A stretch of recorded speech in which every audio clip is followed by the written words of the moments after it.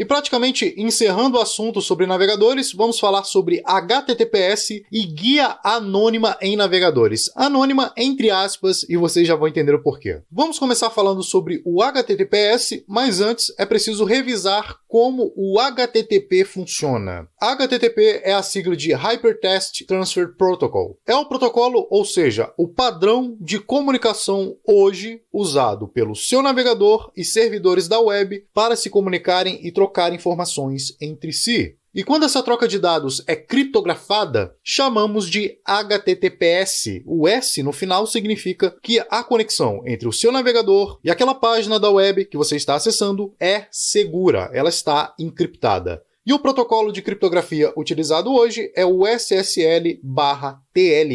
Então eis aqui um exemplo de um pacote de solicitação HTTP. Aqui em cima tem um cabeçalho e embaixo tem os dados de requisição do site. Isso daqui pode não fazer nenhum sentido para o usuário leigo, mas acredite, para quem entende de programação, principalmente de redes de computadores, são informações valiosas sobre você e abre portas não só para o ataque nesse site em específico, mas para um ataque em outros sites que você venha navegar. Então o atacante pode, por exemplo, descobrir a sua senha e, como estima-se que 52% das pessoas reutilizam a mesma senha para outros sites, ele pode muito bem usar essa senha em outros sites com informações sensíveis sobre você ou variações dessa senha e acabar tendo acesso e controle sobre uma ou mais de suas contas em sites e plataformas na web. Por isso que é muito importante você utilizar um gerenciador de senha, para garantir que você sempre vai utilizar uma senha diferente para cada site que você acessa. Tá, mas como a HTTPS protege na prática a sua conexão com os sites na web? Com essa ilustração aqui fica muito fácil de entender. Então temos aqui dois exemplos de comunicação. O de cima, utilizando apenas HTTP, e o de baixo, utilizando HTTPS. Então se você estiver logando num site que utiliza apenas o HTTP, a sua senha de acesso nesse site fica totalmente visível ao hacker, ao atacante. Então esse exemplo aqui, ó, Guru99. Já no exemplo de baixo, o site utiliza a conexão encriptada, e se um hacker por acaso interceptar a conexão, o que ele vai enxergar é apenas um conjunto de códigos, letras e números, caracteres especiais, só que não refletem a sua senha exatamente. Isso daqui não é a sua senha, porque ela foi encriptada e para ele descobrir qual é a sua senha de verdade, ele precisaria quebrar a criptografia utilizada na comunicação e, como sabemos, não é impossível, porém é impraticável. Ele vai preferir explorar outros sites que estejam vulneráveis. E uma observação que eu coloquei aqui ao lado: se você estiver utilizando uma VPN, não precisa se preocupar com isso. A VPN fará o papel de encriptar a sua conexão com o website, então pouco importa se você está acessando um site com HTTP ou HTTPS, que sua conexão estará protegida. Mas é bom que sua VPN garanta que você não estará conectado a esse site caso a conexão com o servidor da VPN venha a cair. Ou seja, ela precisa ter implementado aquela função de kill switch, algo que vimos na aula 2 sobre VPNs. Se a sua VPN não tiver isso, é melhor que você garanta que esteja conectado a um site com HTTPS. A boa notícia é que o uso de HTTPS é padrão hoje para enviar dados sensíveis, como senhas, por exemplo. É uma diretriz padrão tanto para navegadores quanto para páginas na web. Nesse site que eu estou deixando aqui na apresentação, você pode verificar se o seu navegador suporta as últimas versões dos protocolos de criptografia. Todos os navegadores baseados em Mozilla ou em Chrome, como Vivaldi, Brave, o próprio Chromium para Linux, todos estão utilizando a última versão do protocolo de criptografia. E para garantir que você nunca venha acessar um site sem HTTPS, que sua privacidade e segurança não venham a ser violadas, você pode usar essa extensão aqui, HTTPS Everywhere. Também é uma extensão open source dos mesmos criadores lá do Privacy Badger, que está disponível para Chrome, Firefox, Opera, Onion e também para Tor e Brave, tanto para smartphones quanto para desktops. E essa extensão é muito simples. Então estou aqui com o Firefox aberto, que é o meu navegador padrão, e se vocês observarem, aqui em cima, ó, o endereço do site começa com HTTPS. Inclusive, o navegador mostra esse cadeado fechado aqui, que indica que o site está com a conexão encriptada, que a conexão com esse site é segura. Agora eu vou mostrar um outro site que não tem HTTPS. E aqui o navegador já mostra pra gente que a conexão com esse site não está segura. Se você clicar aqui sobre esse cadeado cortado, ele vai te dar mais informações. Conexão insegura, clicar aqui do lado, e aqui ele detalha: sua conexão com este site não é privativa. As informações que enviar, como senhas, mensagens, cartões de créditos e etc., podem ser vistas por outros indivíduos. E provavelmente esse site não tem a versão encriptada da conexão, ele não tem uma versão HTTPS. Então, para evitar que você caia nesse tipo de site inseguro, basta você vir aqui, no caso do Firefox, em extensões, vai abrir essa aba e aqui nessa barra de pesquisa, encontrar mais extensões, você pesquisa por HTTPS e aí, se você clicar aqui, já deve aparecer lá a opção, mas se vocês observarem, ele já me mostra ela aqui embaixo, HTTPS Everywhere. Então eu já vou clicar aqui diretamente, adicionar ao Firefox. Então ele começa a baixar aqui a extensão, mas caso ela não apareça aqui embaixo, nas extensões recomendadas, basta você clicar aqui, ele vai pesquisar, vai abrir essa página aqui ao lado, e é exatamente essa primeira aqui, você clica, vai abrir essa página, basta você vir aqui, clicar no botão adicionar ao Firefox. Clicou, ele vai começar a baixar a extensão, depois que ele baixar, ele vai perguntar aqui se você quer adicionar essa extensão ao navegador. É uma extensão de código aberto, como eu já havia mencionado, então você pode usá-la sem nenhuma preocupação. Então eu clico aqui para adicionar, vai aparecer aqui essa janela, permitir essa extensão, ok, entendo, permitir. E ela já aparece aqui no canto, HTTPS Everywhere. Então vamos aqui no site, que está sem a proteção, e vamos clicar na extensão aqui. Ela já é ativada por padrão, como vocês podem observar. E aqui nesse botão você clica para criptografar todos os sites elegíveis. E ao clicar nesse botão abaixo, a extensão não vai permitir que você se conecte com esse tipo de site, que não está com a conexão encriptada. Veja o que acontece quando eu clico aqui. Automaticamente o ícone fica vermelho, indicando que ele está encriptando a conexão com o site, e o Firefox acaba de bloquear a conexão com esse site. E ele coloca esse alerta aqui, potencial risco de segurança à frente. E mesmo que eu insista em acessar esse site, mesmo que eu venha aqui e clique em avançar, ele não permite que eu acesse o site de forma alguma. Ele bloqueia de verdade o meu acesso a esse site. Se eu quiser agora voltar a ter acesso, eu venho aqui, clico nesse botão de volta e aí o navegador volta a permitir conexões não encriptadas. Então se eu vier aqui, voltar a me conectar com o site, ele volta a permitir o acesso. Agora, se você quiser sempre manter desativado essa extensão para esse site em específico, basta clicar neste botão, desabilitar HTTPS Everywhere, e ele vai sempre permitir este site, o que não é recomendado. Então a sugestão é você sempre deixar isso aqui ativado, a não ser que você conheça, que você saiba muito bem o site que você está acessando. E agora vamos falar sobre aba anônima ou guia anônima. Será que a aba anônima é realmente anônima? Para acessar o modo anônimo no Chrome, você clica em Ctrl+Shift+N, ou se você estiver usando o Firefox, como é o meu caso, basta você vir aqui no canto, New Private Window, ou então Ctrl+Shift+P, que então você irá desfrutar de uma navegação completamente anônima. Só que não. O próprio Chrome informa, é possível que sua atividade ainda esteja visível para os websites que você visita, seu empregador ou a sua escola, caso você esteja acessando a rede deles, e o seu provedor de acesso à internet, ou seja, para a internet você continuará visível. Mas a guia anônima pode ser útil se você quiser, por exemplo, que o navegador não salve o seu histórico de navegação, ou armazene cookies e dados do site, por exemplo. Resumindo, o modo anônimo serve para não armazenar cookies ou históricos da seção da sua navegação, ocultar o que você faz de outras pessoas que tenham acesso ao seu navegador e ao seu computador ou celular.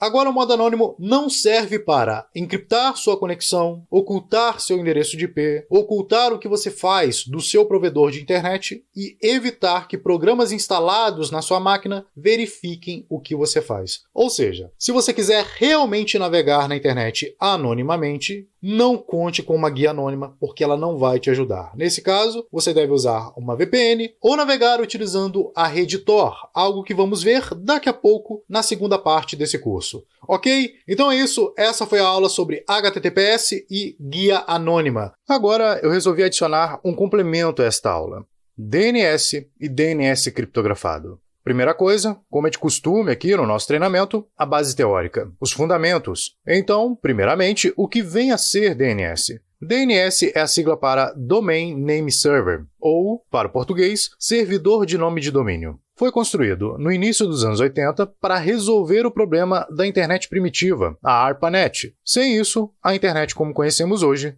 jamais existiria. É o protocolo responsável por fornecer nomes para endereços de IP facilmente reconhecíveis, permitindo que a web se tornasse mais conveniente para o uso regular. Ao digitar, por exemplo, duckduckgo.com na barra de endereços, o endereço de IP correspondente é gerado para que a camada de rede possa identificá-lo. E quem faz essa espécie de conversão, quem resolve esse problema, são conhecidos como resolvedores de DNS. Agora, qual o problema fundamental com o DNS? Por padrão, o DNS não é criptografado em uma requisição de acesso à rede, ou seja, o nome dos sites que você está acessando fica visível aos demais participantes da rede, e isso afeta a sua privacidade, revelando os nomes dos domínios que você costuma visitar aí no seu dia a dia. Então, aqui na imagem ao lado, você vê destacado dentro da especificação, quando você puxa o cabeçalho do protocolo de comunicação, você encontra o número da porta para onde essa comunicação está sendo trafegada, o nome do domínio, nesse caso aqui, twitter.com, e o endereço de IP, ou seja, a localização aproximada deste domínio que você está acessando. Essas três informações são as mais sensíveis ao compartilhar a informação do DNS. Portanto, se você se preocupa com a sua privacidade ao navegar na web, é altamente recomendado que você esconda o seu tráfego DNS, porque a partir do DNS, os atacantes, como hackers, governos, o seu ISP, as Big Techs, podem monitorar sua rede a fim de te espionar, determinar seus hábitos de navegação e, com isso, poder atacá-lo. Adversários podem, por exemplo, acusá-lo de acessar páginas consideradas propagadoras de fake news, ou um hacker ou hackers maliciosos podem sequestrar o DNS e redirecionar você para um site malicioso, e esse ataque geralmente explora vulnerabilidades nos servidores de DNS, como você pode ver nessa ilustração aqui ao lado. Em 2019, usuários do Gmail, Netflix, Uber e PayPal foram vítimas de ataques de phishing em massa, resultante de uma campanha global de sequestro de DNS.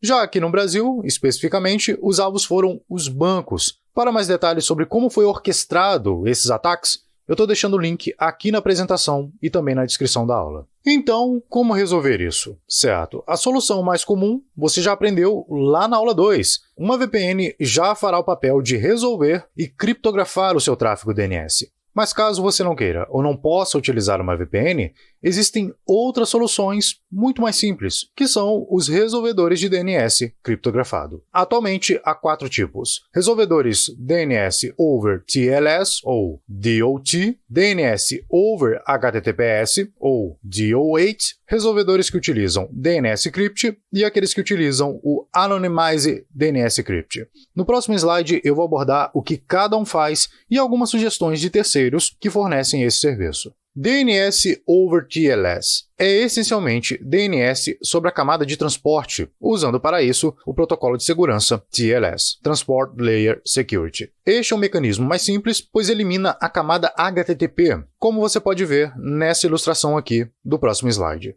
Porém, em contrapartida, é muito mais fácil de ser bloqueado. Segundo mecanismo, DNS over HTTPS.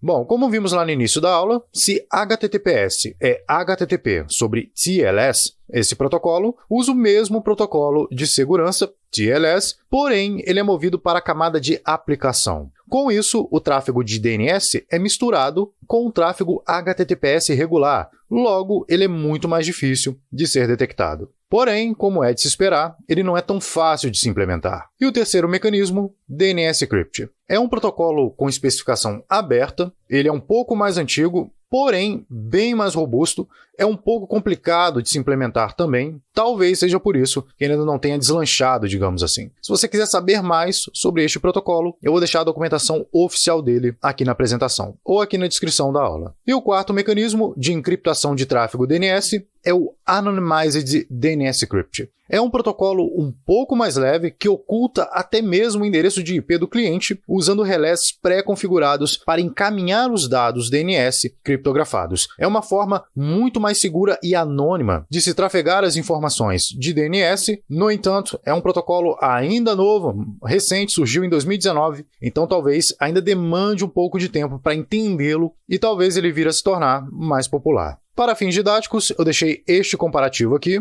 DNS over TLS, DNS over HTTPS. A diferença na prática, principalmente para quem quer configurar servidores e utilizar aí um desses protocolos, é a porta. A porta de acesso do DOT é a 853, geralmente. E no DNS over HTTPS, vai usar a porta 443. Ok, agora algumas sugestões de resolvedores de DNS criptografado. Para desktops, eu recomendo aqui o Unbound, que é um resolvedor de DNS recursivo com cache e suporte a DOT. Ele está disponível para macOS, Linux e Windows, mas ele tem uma desvantagem: não é open source. Já o DNS Crypt Proxy é sim uma opção open source, ele tem suporte para DNS Crypt, DOH e Anonymized DNS Crypt, que é o mecanismo mais recente de ofuscação de DNS que inclusive ofusca o endereço de IP do cliente, do usuário. E ele está disponível para macOS, Linux e Windows. E eu vou deixar aqui na apresentação um guia de instalação para Debian e Ubuntu para você usar aí nas suas distribuições Linux, ok? E para navegador apenas, eu recomendo o Firefox. O Firefox já vem com suporte embutido de DOH ou DNS over HTTPS